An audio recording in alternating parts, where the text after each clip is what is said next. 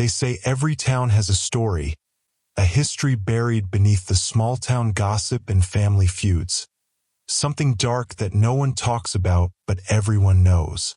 In my town, it was less of a story and more of a quiet warning passed down from one generation to the next. Just enough to make you pause before wandering too far out, but not enough to keep you from doing it altogether. We called it the Midnight Haze. If you were out late enough and the town was quiet enough, a strange fog would settle in certain areas, usually near the old church grounds or close to the edge of the woods. Nothing too thick, just a faint, creeping mist that hugged the ground like an afterthought. People swore it only showed up around midnight, though most dismissed it as nothing more than a trick of light and fatigue. But for those who paid attention, the haze seemed different. I never paid it much mind. For the most part, I was like everyone else, just counting down the days until I could leave this place for good. But insomnia has a way of creeping up on you, whispering that familiar call to get up, to move, to walk the restless energy out. Walking became my ritual. I'd wander the streets at odd hours, sometimes all the way down to the train tracks, and sometimes just as far as the grocery store parking lot, staring at the flickering neon sign while the world slept around me. One night, sometime in the middle of July, the air was thicker than usual. You know how sometimes summer nights can feel oppressive, like the air itself is sitting heavy on your chest? It was one of those nights. I lay in bed, tossing the covers back and forth, twisting the pillow every which way, hoping for some miraculous spot of coolness that would let me sleep. But after an hour of staring at the ceiling, I gave up, pulled on my shoes and slipped out. My parents had long since given up on trying to enforce a curfew. They figured I was just walking around to clear my head. Better he's out there than doing God knows what in his room, my dad had said once. They never bothered to ask me about it again. Outside, the neighborhood looked different at night, like everything was paused, frozen in time. Streetlights threw long shadows across the cracked pavement, casting a dim yellowish glow that barely illuminated more than a few feet ahead. Every so often, I'd pass a house with a single light still on, a kitchen window, a dim bedroom lamp, and wonder about the people inside, what secrets they kept hidden in the dark. It's funny how, during the day, these houses just blended into the background. But at night, each one felt like a separate story, a pocket of mystery waiting to be explored. I followed the same path I usually did, down Elm Street, past the post office, and then a slow curve toward the eastern end of town. It was quieter there, fewer streetlights and more overgrown trees that hadn't been trimmed in years. The road narrowed, shifting from asphalt to a mix of gravel and dirt. It was the kind of place people avoided once the sun went down, mostly because of the forest that loomed at the edge of town. Everyone knew to keep their distance from it, not because anyone had seen anything there, but simply because it was the kind of place that felt wrong. Tonight, though, I felt the strange pull, a need to walk closer to the woods. The closer I got, the thicker the air became, that sticky, humid weight pressing down on me. It was almost suffocating, but it was familiar, like something I'd grown used to without realizing it. There was no breeze, no sound other than my footsteps crunching over loose gravel and the occasional cicada chirp. I was about to turn back, to shake off that gnawing feeling and head home, when I noticed something unusual. At first, I thought it was just a reflection, maybe a piece of glass caught in a passing car's headlights. But as I squinted into the shadows, I realized it was a light, small and flickering, coming from somewhere deeper in the woods. Curiosity tugged at me. I hesitated, glancing over my shoulder as if someone might be watching. The town was silent, and there was no one around. Just me and that faint, pulsing glow that seemed to beckon, calling me forward. I stepped off the path, my feet crunching softly against the leaves and twigs underfoot as I made my way through the trees. The forest here was thick, branches twisting together like interlocking fingers, casting strange, skeletal shadows that danced in the corners of my vision. I could feel the rough bark of the trees scrape against my arms as I pushed my way through, the cool dampness of the earth seeping up through my shoes. The light grew brighter the closer I got, though it remained just out of reach, always a few steps ahead. I told myself it was probably nothing. Maybe some kids left a flashlight out here, or a broken lantern had been abandoned. But there was something about it, a warmth that felt unnatural, like it was alive, pulsing with every step I took. It was then that I noticed the haze. It was subtle at first, just a thin veil settling across the ground, wrapping around my ankles as I moved deeper into the forest. But with each step, it thickened, rising like smoke, enveloping the trees and swallowing the light. I paused, my heart pounding against my ribcage, a strange mix of fear and fascination holding me in place. The world seemed to close in around me, the forest turning dark and silent, as if the trees themselves were watching. And then, just as quickly as it had appeared, the haze cleared, dissipating like a curtain lifting to reveal a stage. I blinked, momentarily disoriented, before realizing I was no longer alone. Ahead of me, maybe 20 feet away, stood a figure. She was barely visible, just a silhouette against the flickering light. I couldn't make out her face, but I could see her standing perfectly still, as if waiting for me to notice her. Her hair hung loose, falling in tangled strands around her shoulders, and her dress, a faded pale blue, seemed almost to glow in the dark. My stomach lurched, every instinct screaming at me to turn back. But something held me there, rooted to the spot, my feet refusing to move. I tried to speak, to ask her what she was doing out here, but my voice caught in my throat, the words sticking like glue. She turned, slowly, her movements unnatural, almost mechanical, like a puppet on strings. I could see her face then, or at least the faint outline of it, pale and hollow, her eyes sunken deep into her skull. She opened her mouth, but no sound came out, just an empty, gaping void where her voice should have been. I don't know how long I stood there, frozen, staring at her, unable to look away. The light continued to flicker, casting strange shadows across her face, making her features twist and shift, like they were melting, reforming into something grotesque. And then, just as suddenly as she had appeared, she was gone, vanishing into the darkness, leaving me alone in the cold, silent woods. The haze began to thicken around me again, creeping up from the ground, curling around my legs like tendrils.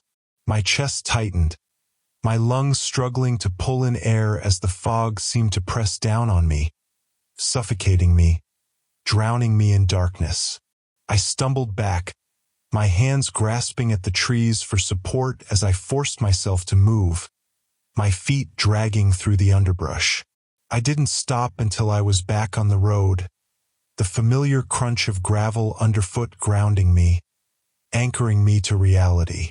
My heart was racing, my hands shaking, but I forced myself to keep moving, not daring to look back. The forest was silent, the haze receding, as if nothing had happened, as if the woods had swallowed my fear whole and left me untouched. But I knew, deep down, that something had changed. The light was gone, but I could still feel it, lingering at the edge of my mind, a faint, pulsing memory that refused to fade. I don't know how long I walked before I made it home, By the time I reached my front door, the world felt dreamlike, hazy, as if I were drifting between sleep and waking. Every sound felt sharper.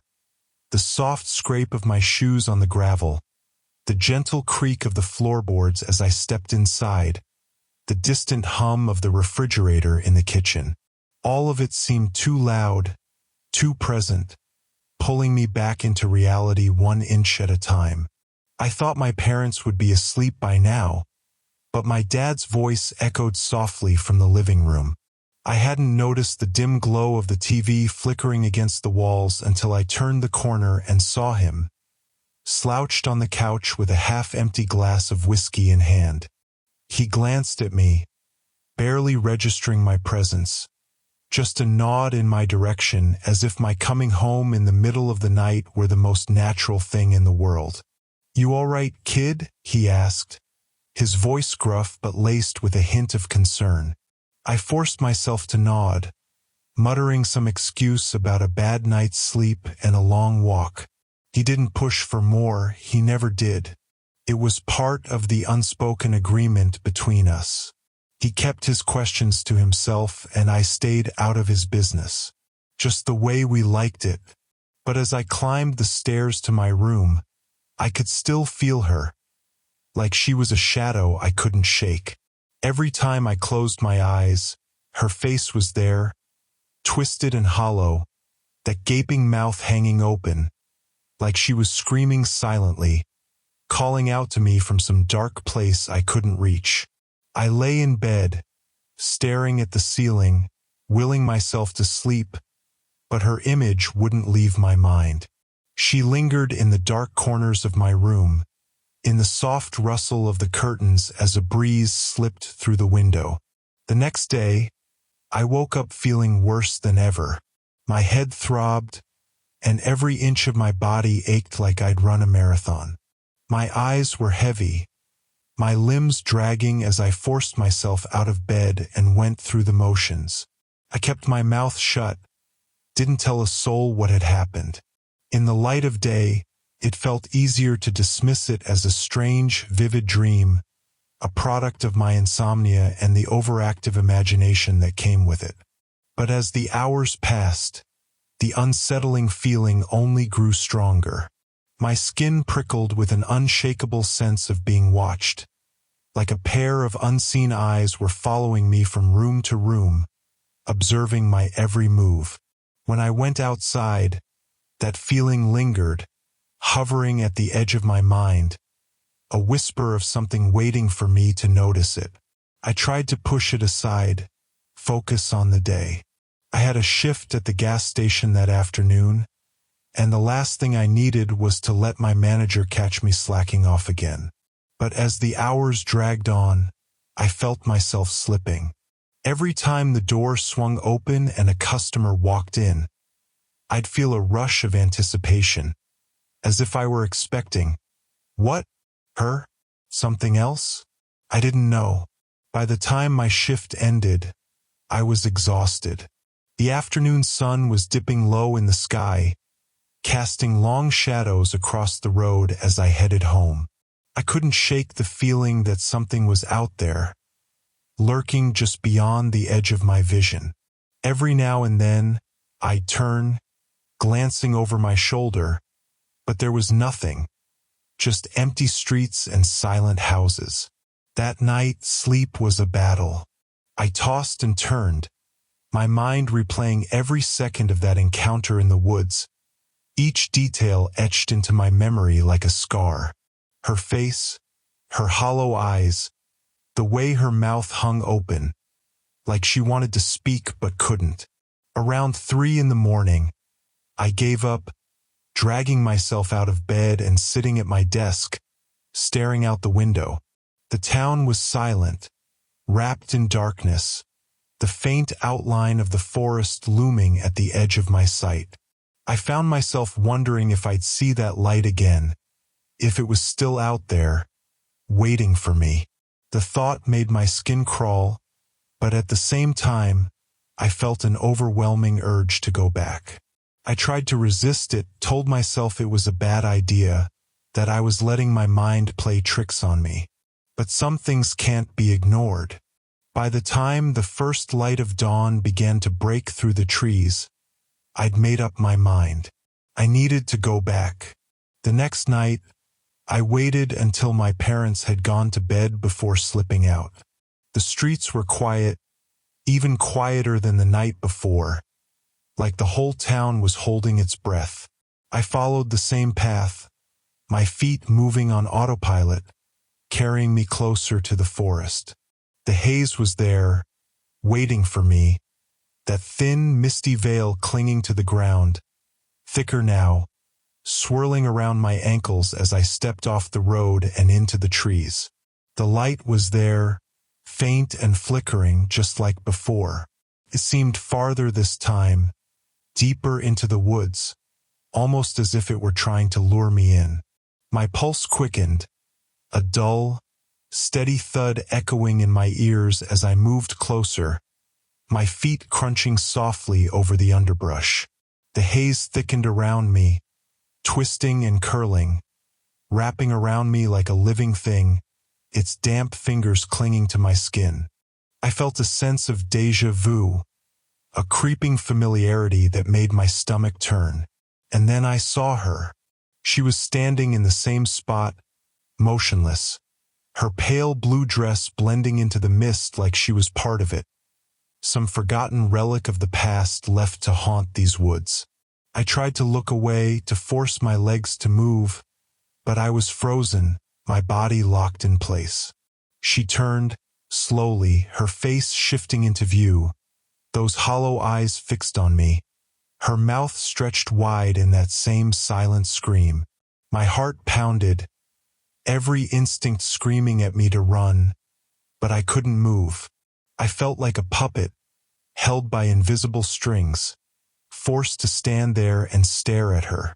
And then, she took a step forward. It was subtle, just a slight shift in her stance, but it was enough to snap me out of my trance. My legs stumbled backward, my breath catching in my throat as I scrambled to put distance between us. She took another step, her movements jerky and unnatural, like a doll being dragged along by an unseen hand. I didn't wait to see what she'd do next. I turned and ran, my feet pounding against the forest floor, the mist swirling around me as I tore through the trees, branches scraping at my arms, my lungs burning with every breath. I didn't stop until I burst out of the woods, my body collapsing onto the gravel path, my heart racing, my hands shaking. I lay there, gasping for air. The faint echo of her face burned into my mind, her hollow eyes watching me from the shadows. The forest was silent again, the mist receding, as if it had never been there. But I knew better. I dragged myself to my feet, my legs trembling as I stumbled back toward home. By the time I reached my front door, the sun was beginning to rise, casting a pale, golden light across the town. Everything looked normal, ordinary, like nothing had happened. But as I looked back at the forest, I felt a chill run down my spine. I knew she was still out there, waiting. The next few days passed in a blur. I went through the motions, ate breakfast, went to work, came home, barely slept. But the weight of what I'd seen sat heavy on me, like a shadow that wouldn't let go. I avoided the eastern end of town, kept my eyes fixed straight ahead whenever I passed it. Still, I could feel her presence, lingering on the edge of my vision, a quiet whisper in the back of my mind. One night, just as I was starting to believe I could put the whole thing behind me, I heard it, a faint tapping against my bedroom window. I froze, lying perfectly still, listening as the tapping grew louder, more insistent, like someone was trying to get my attention. My heart pounded, the memory of that night in the woods surging back, and I forced myself to sit up, to look. Outside, in the pale glow of the streetlight, stood a figure. She was barely visible, just a silhouette against the faint mist that clung to the ground. But I knew it was her.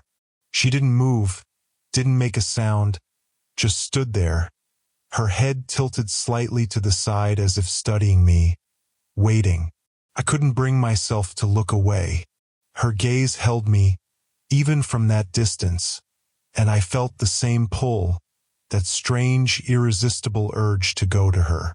I shook it off, forcing myself to turn away, to pull the curtains shut, but her image stayed with me, haunting the darkness behind my closed eyes.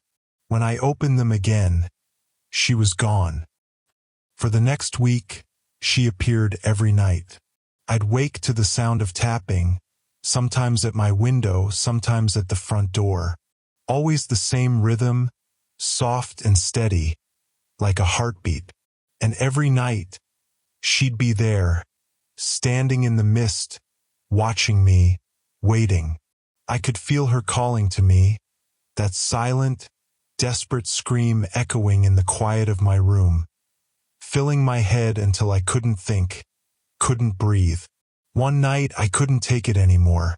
I threw on my shoes, stumbled out the door, and headed toward the woods. The air was thick with fog, swirling around me as I made my way to the place where I'd first seen her. My hands shook, my breath coming in shallow gasps as I pushed through the trees, the branches clawing at my arms like they were trying to hold me back.